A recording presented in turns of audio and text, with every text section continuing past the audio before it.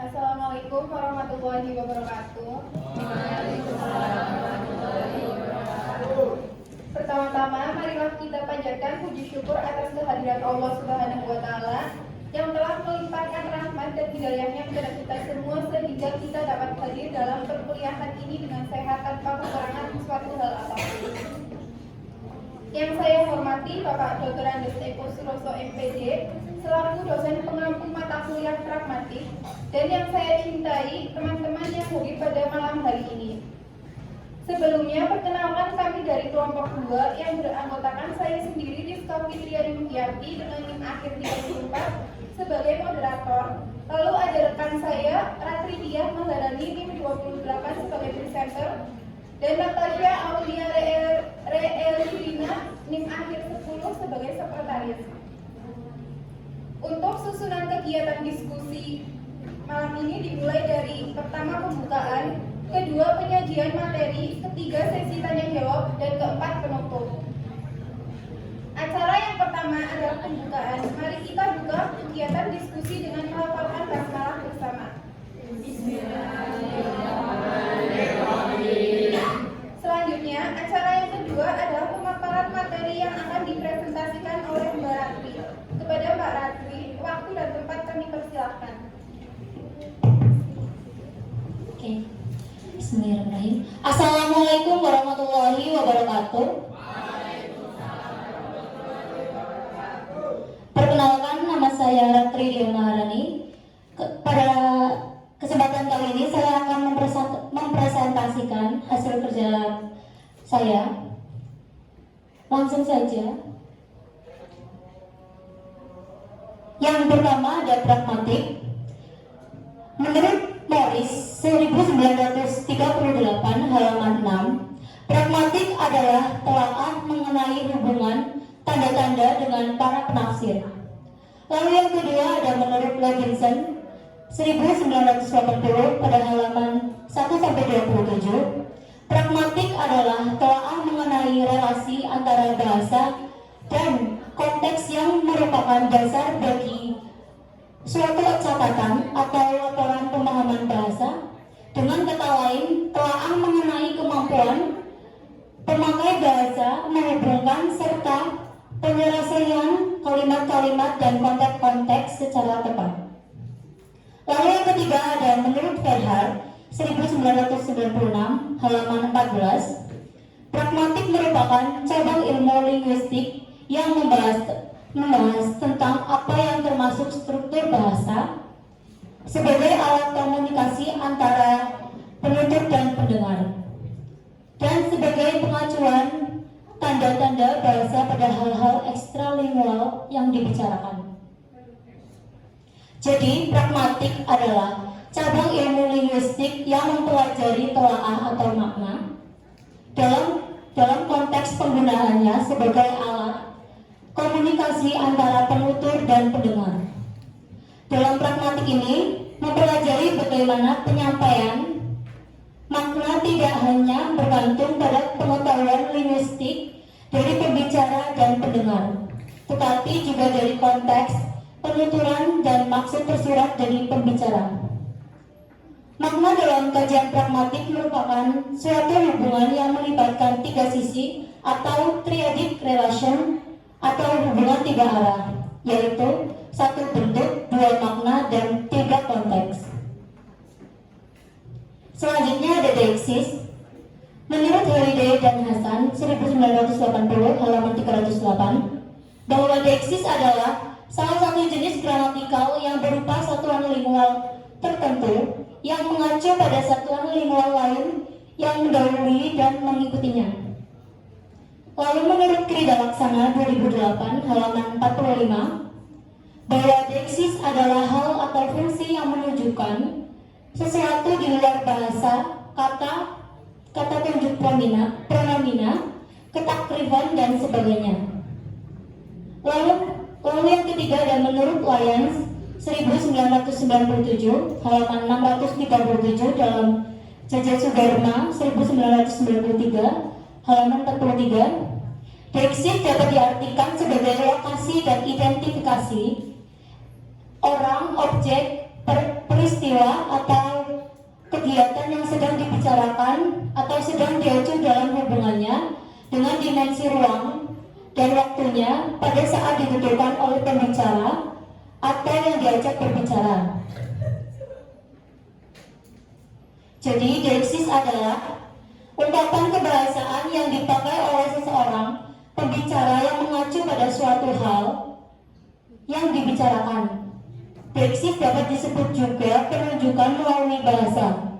Bentuk linguistik yang dipakai untuk menyelesaikan penunjukan disebut ungkapan deiksis.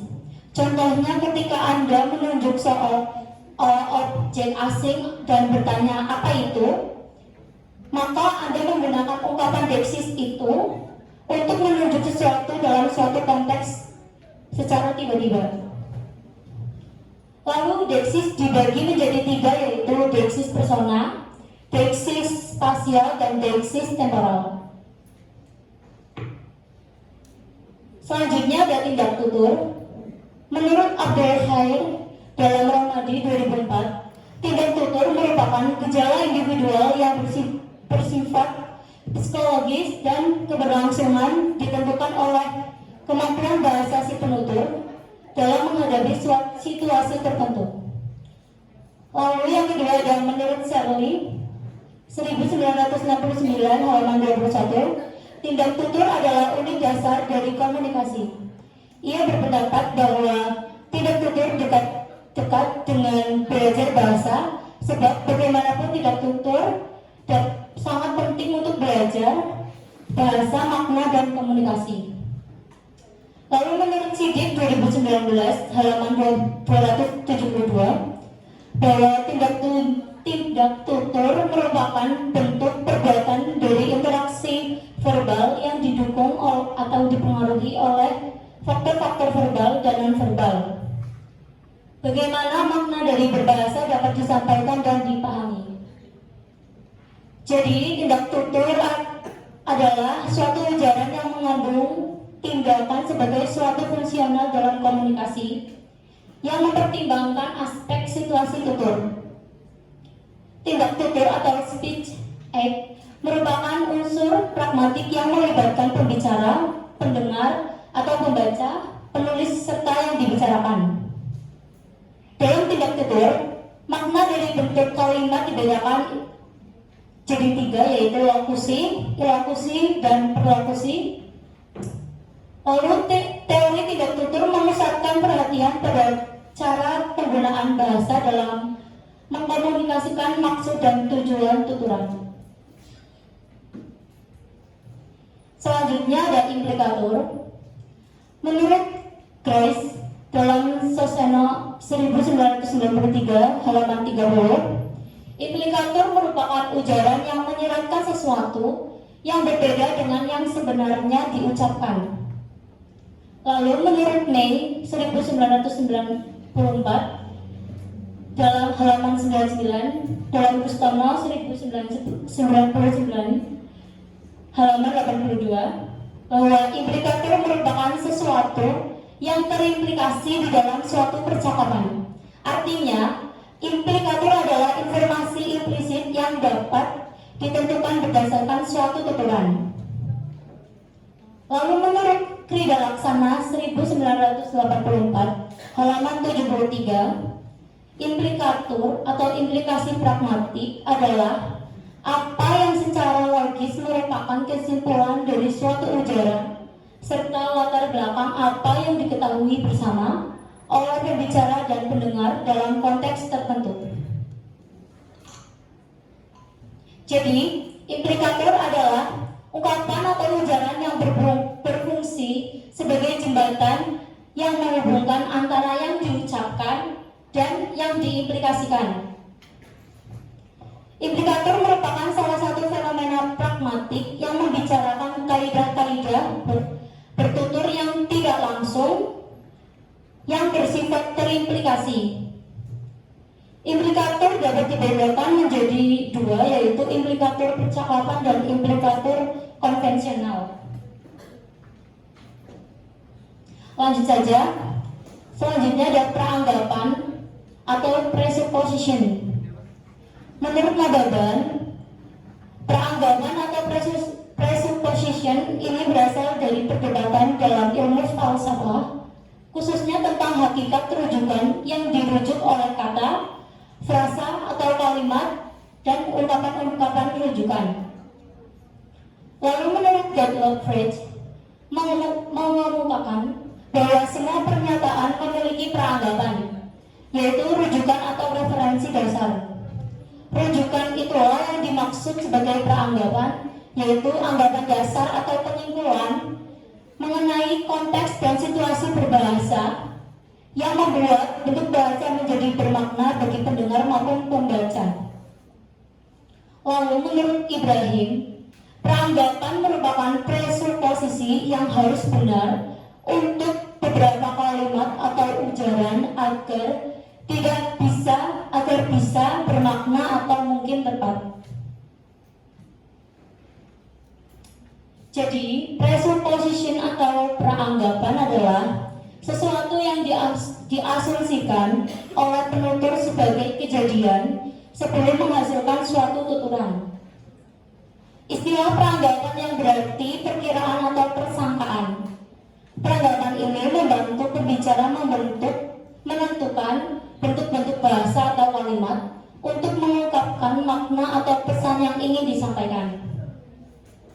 Dapat dikatakan juga bahwa peranggapan merupakan sesuatu yang diasumsikan jadi masalah oleh penutur.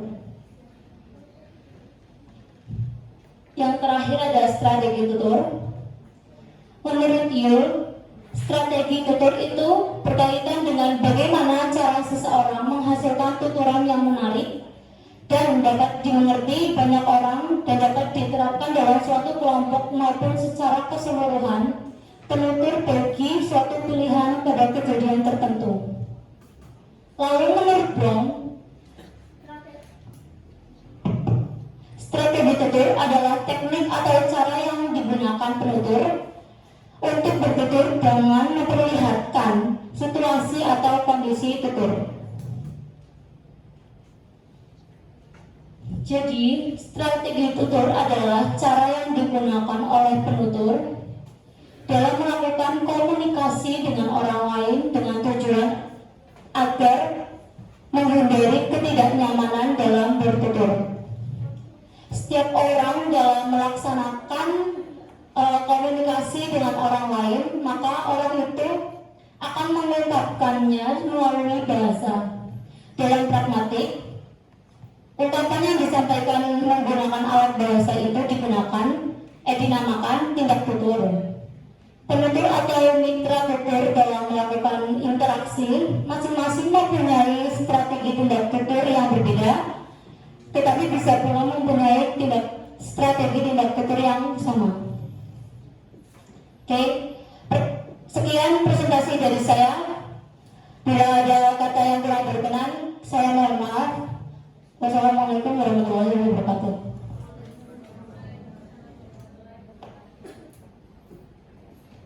Baik, acara selanjutnya adalah sesi tanya jawab. Kami persilahkan kepada teman-teman yang akan bertanya untuk penanya bisa sebutkan nama.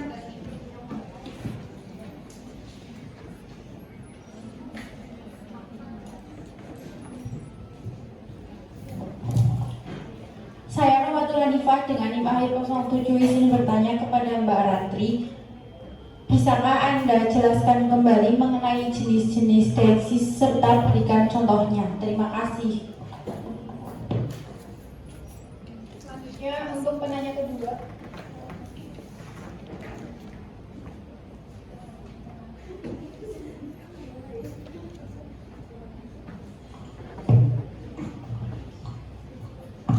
Izin bertanya, perkenalkan nama saya Anggreni Kartikasari dari kelas 3A dengan NIM 19. Pertanyaannya, bagaimana humor terkait dengan aspek pragmatik dalam bahasa?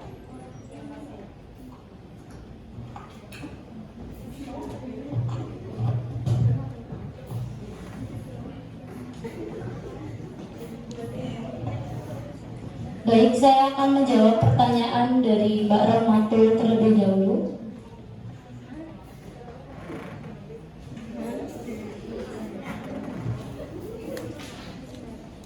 Jadi, meminta untuk menjelaskan kembali jenis-jenis dari deiksis, apa saja dan diberikan contohnya. Jadi yang pertama ada jenis deiksis persona. Deiksis persona ini merujuk pada kata ganti orang atau pronomina dalam percakapan. Contohnya ada kalimat saya sedang makan. Kata saya merupakan deiksis persona karena mengidentifikasi pembicara sebagai subjek dalam kalimat tersebut. Lalu ada jenis deiksis yang kedua yaitu deiksis spasial atau deiksis tentang berkaitan dengan tempat. Contohnya ada kalimat saya ada di lapangan. Kata lapangan ini merupakan deiksis spasial karena menggambarkan tempat di mana subjek berada. Lalu jenis yang ketiga ada deiksis temporal, yaitu deiksis yang merujuk pada waktu. Contoh kalimatnya adalah saya akan pergi besok. Kata besok adalah deiksis temporal karena menunjukkan waktu di masa depan yang spesifik. Bagaimana, Mbak Matur? Apakah dimengerti?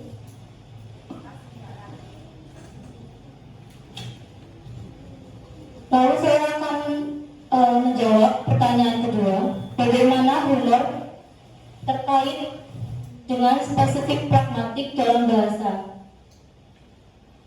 Humor atau lelucon seringkali terikat erat dengan aspek pragmatik dalam bahasa karena memahami humor memerlukan pemahaman konteks, implikator,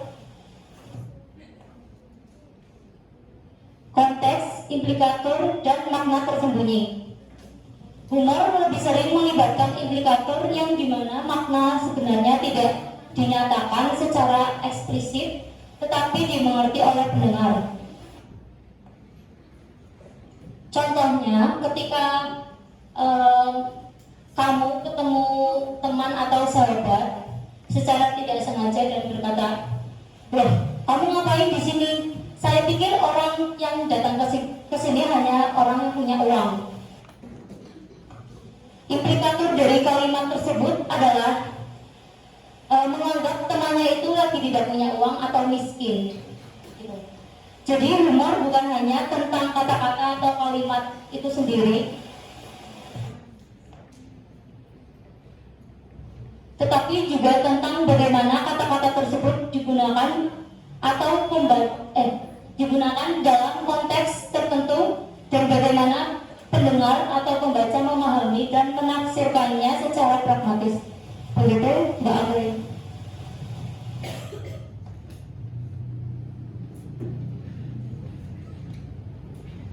Demikian presentasi dari kelompok kami, kurang lebihnya mohon maaf. Mari kita tutup dengan melafalkan hamdalah bersama-sama. Sekian, wassalamualaikum warahmatullahi wabarakatuh.